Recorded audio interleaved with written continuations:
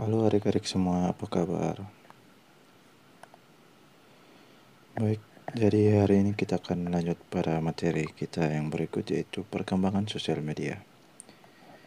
Tapi sebelum itu, marilah kita mengucap syukur kepada Tuhan karena oleh kasih-Nya kita semua masih diberikan nafas kehidupan dan kesehatan sampai saat ini.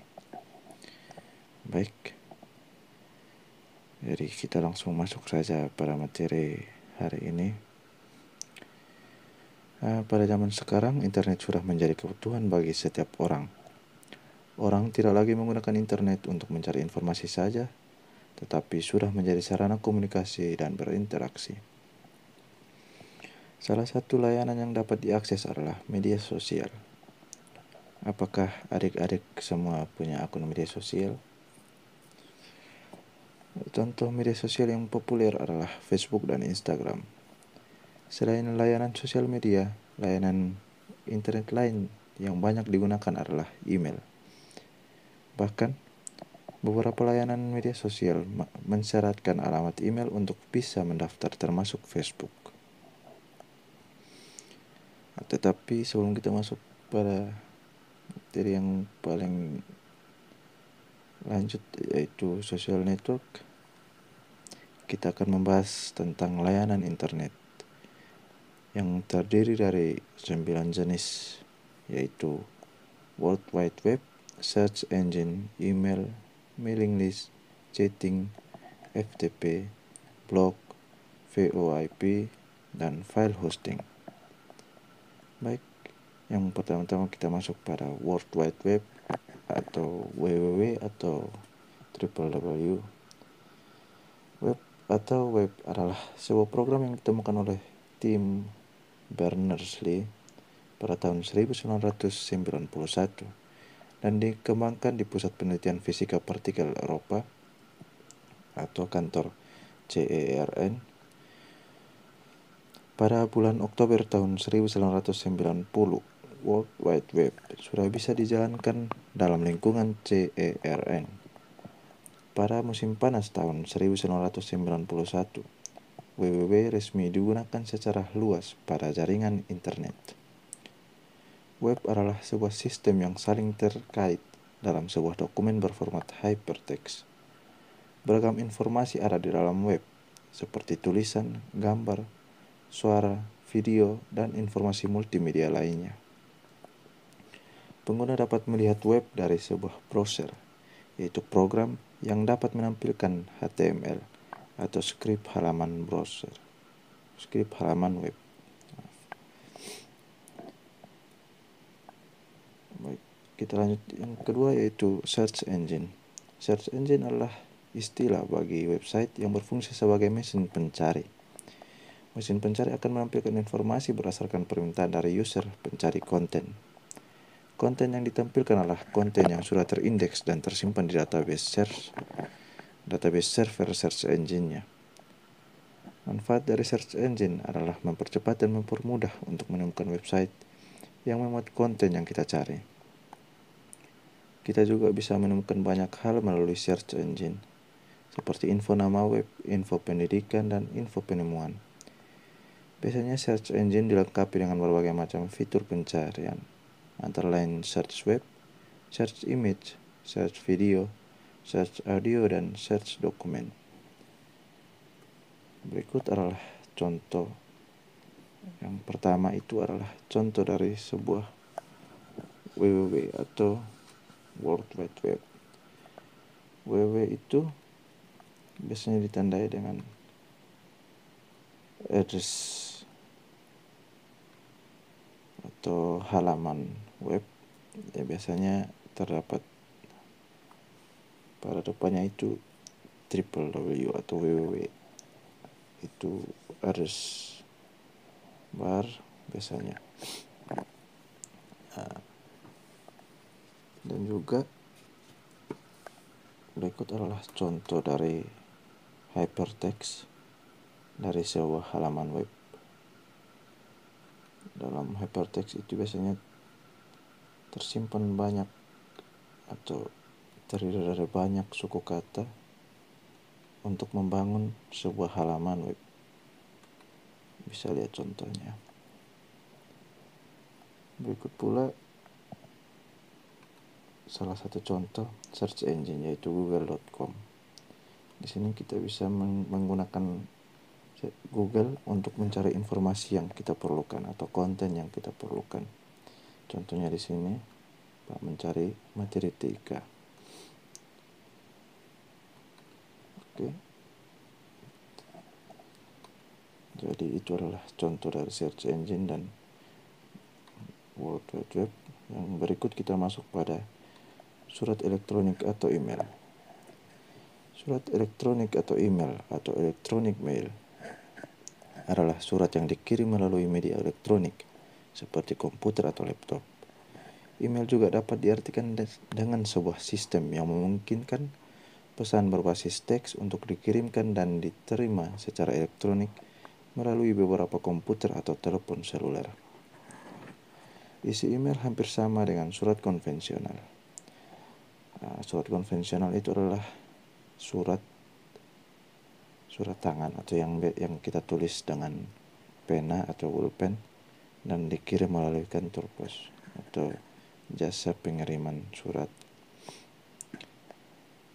Dalam pengiriman email, kita tidak hanya dapat mengirim pesan yang berbasis teks, tetapi dapat disertai dengan data, file teks, foto digital, file audio, dan video dari satu komputer ke komputer lainnya. Yang keempat, yaitu mailing list.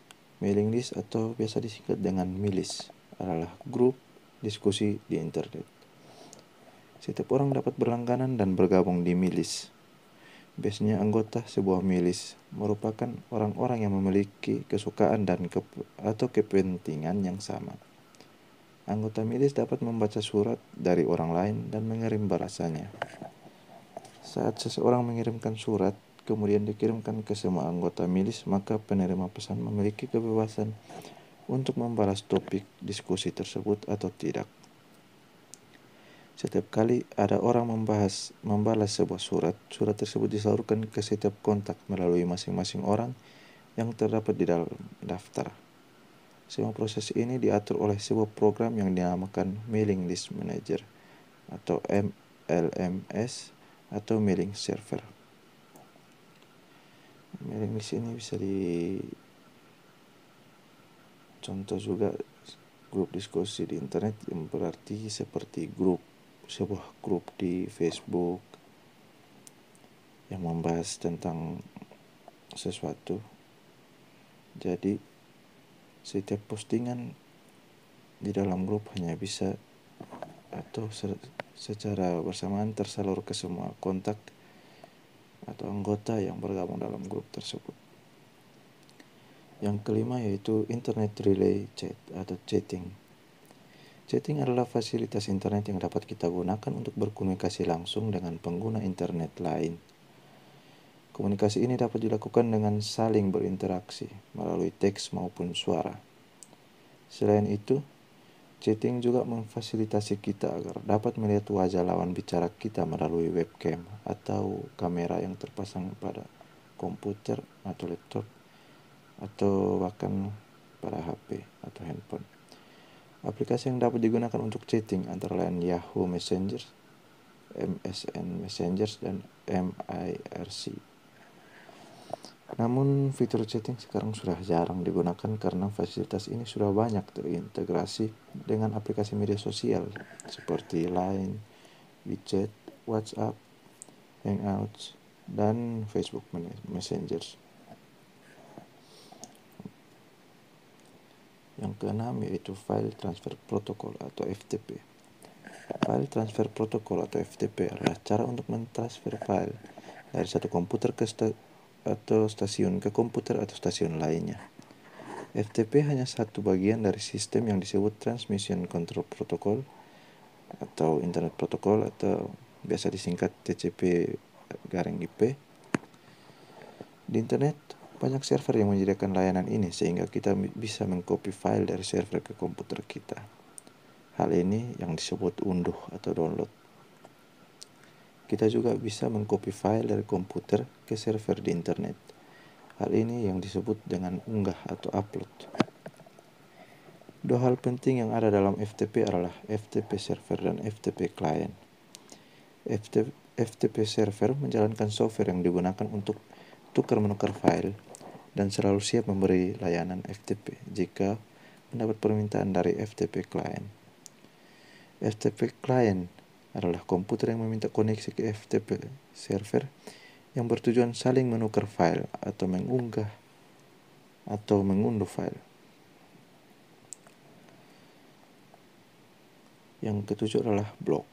Blog atau biasa disebut dengan weblog merupakan jenis situs web yang mempunyai tulisan-tulisan pada halaman web. Biasanya tulisan disusun dan diurutkan secara kronologis atau waktu kejadian. Melalui blog, pengunjung dapat berdiskusi tentang artikel yang ditulis. Blog juga menyediakan buku tamu untuk pengunjung blog, search, dan arsip atau arsip.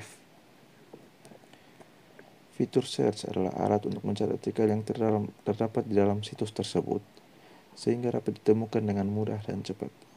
Ya, fitur search-nya itu sama seperti fitur search engine pada Google atau yang lain. Adapun fitur arsip atau arsip adalah daftar link yang mengarah ke artikel-artikel yang tersimpan di dalam blog, sehingga memudahkan pembaca untuk mengetahui artikel yang ditulis. Berikut adalah contoh dari sebuah blog. Bisa diperhatikan pada blog ini dia mengurutkan secara kronologi dari tanggalnya, dan di sini pun terdapat arsip blog yang bisa kita klik atau kita masuk untuk menuju kepada sebuah tulisan yang ingin kita baca yang telah ditulis oleh pembuat blog. Baik, kita masukin ke berikut yang ke-8.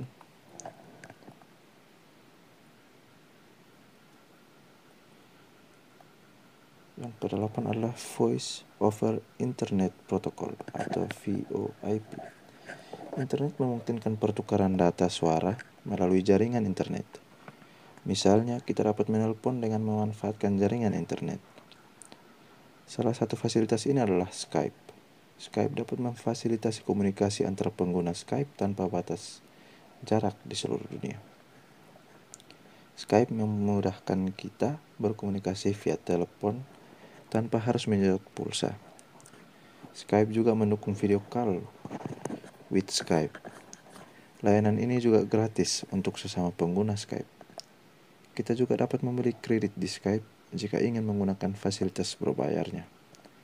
Jadi kita bisa menghubungi telepon seluler via Skype langsung, bukan lagi Skype to Skype atau Skype dengan Skype atau antara aplikasi Skype dengan aplikasi Skype, tetapi kita bisa dapat menelpon melalui Skype langsung kepada nomor HP atau yang biasa kita sebut bahwa telepon biasa atau ya telepon biasa lah, atau yang biasa disebut GSM atau CDMA untuk Indonesia.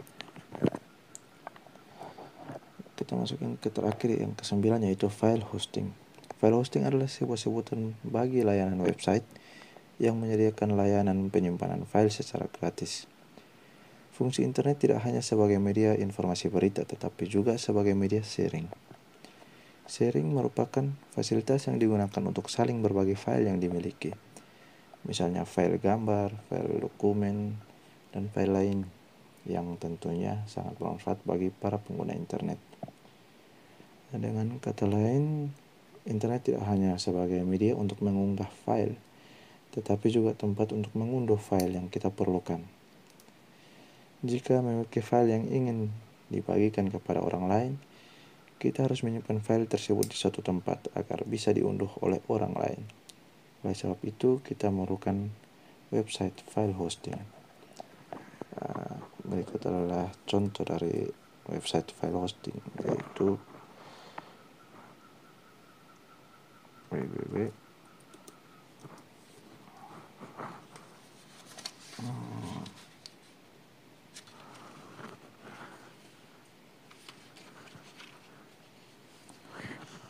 mediafile.com.